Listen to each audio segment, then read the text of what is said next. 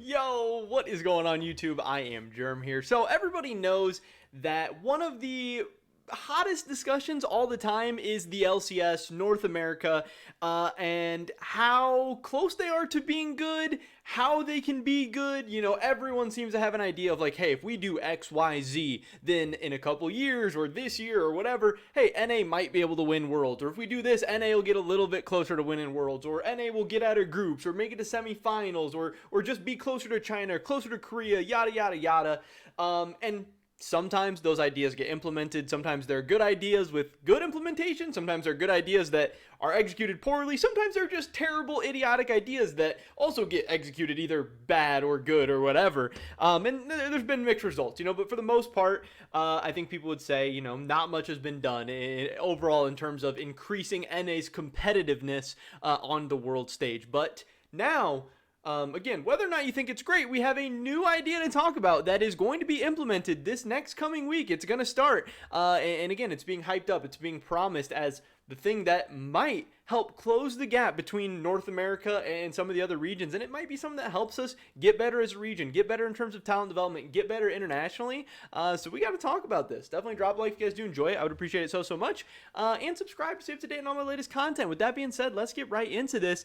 The big announcement. We've heard about this before. We knew this was coming, but we didn't know all the details. We didn't know when, and we didn't know exactly what it was going to be. But the LCS official Twitter account tweeted this out a couple days ago, yesterday at the time I'm recording this, I guess. A new competitive matchmaking experience opens for top North American players.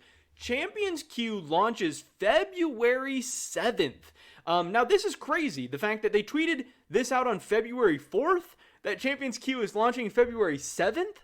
I know there was some people upset that the announcement was made this close to when it's actually launching. Like, in some ways, it's kind of cool. Like, hey, they announce it, and then we're just going to get started. We're going to get implementing it. Sometimes stuff gets announced, and then it sucks. You have to, like, wait weeks or months or whatever to actually be able to use the service or the platform or, whatever. But obviously, when you only give people 3 days to get ready, that can be a little crazy, and does that even set it up as well as possible for like success or anything? I don't know. We'll have to see. But they did post this article talking about learn more at this article, and then also the LCS Players Association did a Q&A answering a bunch of questions. So I want to dive into all the specifics because there's actually some pretty interesting stuff here. Again, definitely some pros, definitely some cons, but you have to remember the system we already have in place has some pros and cons as well. That doesn't necessarily mean that Champions Queue is going to be awesome, it's going to be great, it's going to solve anything. But it just means just because there are some negatives doesn't mean it's automatically trash. And I do think there are some really cool positives. So let's see what they have to say. A new competitive matchmaking experience opens for top North American players. Last November, we teased a major step forward in addressing the criticism leveled against the North American solo queue environment, Champions Queue. Today we're excited to announce that this is going to be coming out, February 7th, Monday. Like I said, that's just a couple days away. We view our Champions Queue as the latest evolution of high-level competitive systems that previously existed within our community. To further encourage adoption and consistent use, we're also introducing a seasonal format and prize pool within Champions Queue competition. That is pretty crazy and pretty unprecedented. I don't know if any, major titles or really big games, especially at this type of level, has ever really done, like solo queue prize pools and stuff. It's probably been done before. I just don't know about it. But either way, first time, in League of Legends. And that's really crazy. That could be one of, the things having the biggest impact throughout this whole thing. With Champions Queue, we've created a productive tool that can have an immediate positive impact on North American competition built on feedback given by players, teams, coaches, analysts, the Players Association, and other direct stakeholders. Let's dig into the details. So, Champions Queue takes inspiration from previous in-house systems. Again, stuff that like Core JJ and the Players Association had set up previously. In-houses mostly only went on during the off season because it's too hard for like players and staffs and everything to maintain something like that. I can't talk like that throughout the season just because it takes time, it's difficult, and everyone's on different schedules. Some people are tired, don't want to play as much. They don't want to grind scrims all day and then grind like a super intense solo queue all day. And some people want to play all the time, and it was just really hard to keep it going. So yes, in-houses were a success for some periods of time, very, very short stints, but, it's kind of supposed to be based off of that. So, whatever. When pros and top amateur talent alike requested a productive way to continue leveling up their play, we heard them.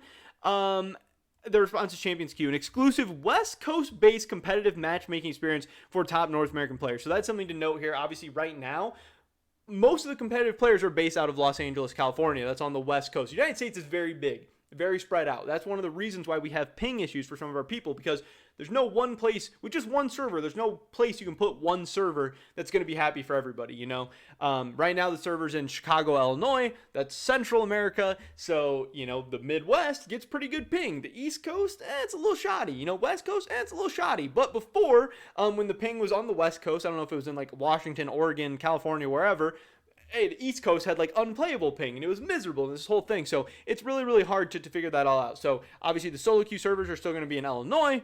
And then this Champions Queue server is going to be played out of the West Coast. So those players, you know, academy players, LCS players, they will have a low ping environment. So they can stop, you know, that's one thing checked off their list, that everyone complains about the ping and everything and how it's so different from the on-stage or tournament realm environment. Well, now you won't be able to complain about that anymore. So, hey, there's at least one concern, addressed. It's going to be conducted through invite-only Discord server. Champions Queue provides automatic lobby creation, player invites, comms, channels, and match results reporting. Also, this is really cool. You know, they're going to provide everything you need to know about Champions Queue, including a leaderboard, match history, player stats, and a Hall of Champions for decorated winners. So that's gonna be really, really cool for fans to be able to follow and to make content about and stuff like that. I can see people doing some really, really cool stuff with that. But here's some of the big stuff. Access to Champions Queue will be limited at the outset, open to all LCS and Academy players, LLA players, the top 16 NA amateur teams from both Spring Proving Ground qualifiers, and a handful of recent LCS alumni. Outside of those groups, we're providing a public application for other top players, master and above, to assess opportunities in expanding our competitive offerings at the highest level. So at first, it's going to start really, really small, you know, just those couple groups that they, set out and named here, just to kind of see how the health of it is. One, they want to make sure everything's working with Champions Queue, make sure it's healthy, running smoothly, running well, that it's actually good, that people are actually going to use it. And then also, I know another thing they talk about in the kind of Q&A section is that they also want to test the effect it's going to have on general solo queue, because obviously this bunch of people, while it's not everyone, it's taking a lot of people out of the general solo queue player base, especially at the high level, you know, where there's already not a ton of Master Plus players in North America. So you don't want to destroy traditional solo queue while also creating Champions Queue. You know, if Champions Queue destroys solo queue, that is going to be bad for the game, and that could have, you know, terrible, terrible impacts, not only on the game League of Legends in general, but also, you know, on the NA environment. So there's a fine line they have to balance. You know, they don't want to let everyone in Champions Queue and make no one play solo queue. Ideally, they'd like to have both of them being healthy and running, but I know there's a lot of people skeptical about whether that's even possible. You know, North America doesn't have that high of a player base already. Obviously, even a lower player base of Master Plus players. So it'll be tough. So they're going to have to, you know, keep it small, but obviously they want people to be happy and they want to let new people in, and I don't know. It's going to be tough to balance. That's definitely one of the big negatives or, you know, kind of critiques of this whole thing. It's going to happen every day from 6 p.m. to 1 a.m. Pacific, as well as 10 a.m. to 1 a.m. Pacific on Mondays. Obviously, Mondays is the LCS team's day off, so they have more time to play on those days. All players must pass a behavior check. Players will be closely monitored. It goes without saying, but unsportsmanlike behavior is strictly prohibited, with reported players being reviewed by a council of pro players, amateur players, LCS team staff, and the LCS Players Association and Riot Games. Champions Queue will have a $400,000 prize pool. That, obviously the top pro players make a ton of money, but there's a ton of guys on those amateur teams, on LLA teams, on academy teams that, you know, getting a chunk of $400,000 could be life-changing and could really, add to their overall comfortability and quality of life to allow them to grind even more, to allow them to be better professional players, to, you know, not have to stress about money or worry about money or have to do other things or have to quit pro play entirely because they need to go get a job or they need to go to school or they need to, you know, go make money. Now, I'm interested to see how this $400,000 is going to be divvied out, what the payouts are going to look like, all the different, you know, spots, how much money can you really make grinding Champions Queue. But you know, if there are meaningful amounts of money, one, that'll obviously make people want to play more. That'll make people take it very, very seriously. That is going to make people on the outside really critical about trying to get in and, really be upset when they're not let in. But again, it could also really, really change some lives. So I think that is very, very exciting. That's obviously a lot of money on the line. Riot is putting their money where their mouth is behind this thing. They're going to have all these different splits. They're going to have 3 splits in spring, 3 splits in summer. They're going to have a preseason brawl after Worlds. They're going to do all this stuff. It's really, really cool. It's really, really exciting. Again, there's obviously pros, there's obviously cons, but I do think this is cool overall, and it's going to be very, very fun to follow and watch. Some of the Q&A from the LCS Players Association, somebody asked if players can stream from this, and they said yes. Players can absolutely stream their games. We can't wait to watch. As for behind the scenes, we expect the system Riot built to be present on some streams, so be on the lookout. That's going to be really, really cool. That was one thing I was going to say, is that this sounds awesome for content. This sounds awesome for, building up the brands of a lot of players. People are going to want to watch these high-level games and cast them and break them down and analyze them and all this stuff. Being able to stream them, 100% a win. If you couldn't stream them, that would really suck, because then players would have to decide between, do I want to stream and make some money doing that, or do I want to, try and grind for some prize pools? Now they can do both at the same time. Hey, even more money for the players. I'm all about that. I think that is awesome, and a great decision by, the Riot or the LCS or whoever got this going. So we have this. Also, they asked, can One Tricks join, essentially? And they said, the Council of Pro Players, Amateur Players, LCS team staff, and the LCS PA and Rioters will be weighing all applicants holistically when or if the Champions Queue expands. Champion pool would definitely be a key factor, so we recommend One Tricks take some time to explore the other 157 champions. So this is tough for me, because yes, I understand why you wouldn't want One Tricks in something like this. They're trying to create a competitive environment, with more competitive players. They want it to kind of be a staircase for better scrims and, getting into amateur, getting into academy, getting into LCS. They want to make everyone better. One Tricks are detrimental to that, because I'm assuming there's going to be bans, obviously, so you can get banned out, and then, you're just kind of ruining the game for everybody. But also, One Tricks are good in the fact that they know the absolute most, especially the best One Tricks, the absolute most limits of their champions, and that can really be the best practice for a lot of pro players and a lot of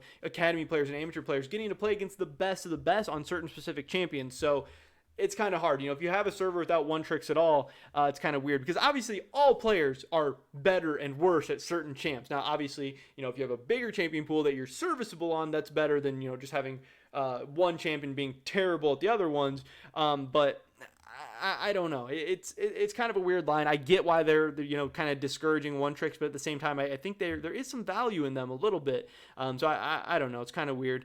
We have this, any fix for dodging. They say the council will be actively reviewing and punishing any reported or observed activity that could harm the competitive balance of CQ, like Q dodging or win trading. Obviously, that's a must. You want people getting games in, especially if it's just over a specific period of time. And there would really be no reason to dodge. I mean, yeah, you can dodge like team comps or people trolling or whatever, but I mean, you're there to play. You're not always going to get the best matchups or whatever. But again, when money's on the line, that's you're always going to be at the risk of people trying to game the system. We also have, will players be restricted to playing the same role they climbed with in solo queue the majority of the time? And they said there's no strict role enforcement, but the council reserves the right to revoke access for poor performance. So that, that's kind of interesting, that people will be let in. If you kind of suck, you might get kicked out. Obviously, new people are going to come in. People are going to be leaving and kicked out all the time. So that's kind of good, at least, that, just because you get in once doesn't mean you can just stick around if you're not really helping anybody get better or anything like that. They say that they don't have a second year planned yet. They just kind of obviously have to see how this year goes and see kind of what happens. And then, like I said here, we already talked about this a little bit, but they're starting smaller in order to weigh the impact on solo queue and ensure a stable launch to the queue itself. If everything goes well, we'd love to include the best solo queue players in the future. Because right now, it's just, competitive players for the most part, LCS, LLA, Academy, LCS alumni, that kind of stuff. But if they can start getting some of those solo queue players in as well, that'll help, kind of farm up the next generation of amateur, academy, and LCS players, which is so important to the NA ecosystem. Like, obviously, the players we have, getting the most out of them and making them better is going to be great, but you're going to need fresh blood. And what if, the best LCS player is out there right now, but he hasn't been able to, make things work or whatever. So I don't know. That's kind of there. And then they ask here, when you say West Coast base, does that mean only West Coast players are allowed? And they say no. The best players from across the country are encouraged. So we're going to see people with all different kinds of ping, and we're going to see how much ping actually does matter. Because again, LCS pros, amateur players, those guys based out of Los Angeles, they're going to have a huge advantage, but there's going to be people from Toronto, people from Florida, people from the East Coast, people from the Midwest, potentially getting to play on the server. And hey, we'll see how much that ping matters, how much, of an advantage that's going to be. There's also definitely, we've already heard about people moving from the East or the Midwest or wherever, looking at moving out to the West Coast to have better ping on this Champions Queue server. Again, because there's money on the line, because it is a way to develop yourself as a player and maybe further your career. So that is pretty interesting. And then, invites are going to roll out over the weekend, and this stuff's going to be starting on Monday. So like I said, there's going to be some challenges for sure. There is some downsides. There is some negatives. Absolutely. I totally get it. And in the end, I don't really know how good or bad it's going to be. Because obviously the problem with these things before is that people use them for a short amount of time, and then they kind of fade away. People stop using them. People forget about it or whatever. But again, with $400,000 on the line of prizes for people to grab, I think that incentive is going to be there to play throughout the year. But again, what is the health of that queue going to be like? What is the health of solo queue going to be like? How's Riot going to balance them? And at the end of the day, how useful are players going to find this? Because again, they have everything. It's going to be crazy high level games. There's going to be full comms. There's going to be pressure, people really wanting to win. It's going to be full competitive and all that. And players, academy players and LCS players during the season and all that, when they're already playing a ton of scrims and stage games and playing stressful all day and playing on comms all day, like, don't sometimes people want to just come home and work on things in solo queue or not have comms, listen to music or chill out and play for a little while? Like, do pro players and people with busy schedules have room for more and more and more competitive games, especially during the season? I don't know. So maybe this whole thing's set up to fail. Maybe it's going to be awesome. I don't know, but I do like that it's at least something new. It's something different. We're trying something out. And again, I think there's awesome opportunities for the players, awesome opportunities for content to be created. And it's going to be really interesting to see, following it, seeing how it goes, whether it has a positive impact, negative impact, whatever. And then either way, hoping that they learn from this whole thing and then are either able to make it even better or able to make even something better in the future. I don't know, but that is pretty much it for this video today, guys. I'm going to drop a like if you did enjoy it. I would appreciate it so much. Leave a comment down below. Let me know what you think about Champions Queue. I'd love to hear your guys' thoughts and opinions, good, bad, or whatever. Subscribe to today and all my latest content. Hope to catch you guys in the next one. But until then, peace.